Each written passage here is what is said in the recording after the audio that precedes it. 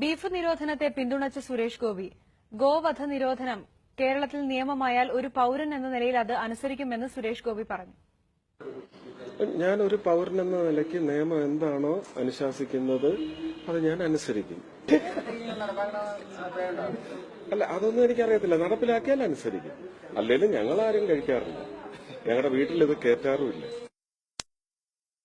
4 ദിവസം മുമ്പ് ഞാൻ ഗുരുവായൂർ അമ്പലത്തിൽ പോയിട്ട് ഒരാഴ്ചക്ക് മുമ്പ് പഞ്ചസാര വെച്ച് തുലാഭാരം നടത്തി. അതെന്റെ ഫേഷ്യൽ പാൽസി വന്നതിന് ശേഷം വിജയ് മാധവ്, അയാളുടെ അനിയത്തി നന്ദിനി, എല്ലാരും കൂടെ നേർന്നിട്ട് നടത്തിയ തുലാഭാരമാണ്. അന്നേരം അവിടെ ഞാൻ പൈസ അടച്ചത് 97 കിലോഗ്രാം പഞ്ചസാരയ്ക്കാണ്. അപ്പൊ എനിക്ക് ഭയങ്കര വിഷമമായി. അയ്യോ, 94 97 പോയോ? 4 ദിവസം കഴിഞ്ഞ് വീണ്ടും അവിടെ എത്തി തീർത്ഥം കൊണ്ട് തുലാഭാരം നടത്തി. അപ്പോഴും 97 തന്നെയാണ്.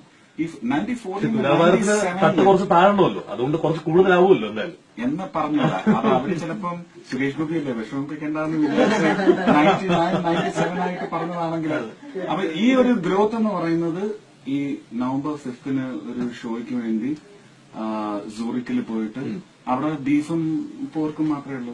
പോർക്ക് തുടർന്ന് പ്രശ്നമില്ല. ബീഫ് അല്ലെങ്കിൽ പിന്നെ കുറച്ച് ഇലകളൊക്കെ കഴിക്കേണ്ടി വരും. അത് എന്റെ ടേസ്റ്റ് ബഡ്സ് ചിലപ്പോ എനിക്ക് കർമ്മത്തെ അടിയ തരും കഴിച്ചിട്ട് ബീഫ് 4 ദിവസം കഴിച്ചതിന്റെ ഒരു ആഡ് ഓൺ ആണ്. ഇത് എന്നെ ഇപ്പൊ വിഷമിപ്പിച്ചോണ്ടിരിക്കുക. നിങ്ങളെ ഞാൻ കളിയാക്കിയില്ല, നിങ്ങളെ ഞാൻ വഴക്ക് ചെയ്തു, വഴക്ക് പറഞ്ഞു എന്ന് പറഞ്ഞ പോലെ ഞാൻ കണ്ണാടിയിൽ നോക്കി എന്നെ തന്നെ ഇപ്പൊ വഴക്ക് പറയുന്ന കണ്ടിട്ടുണ്ട്.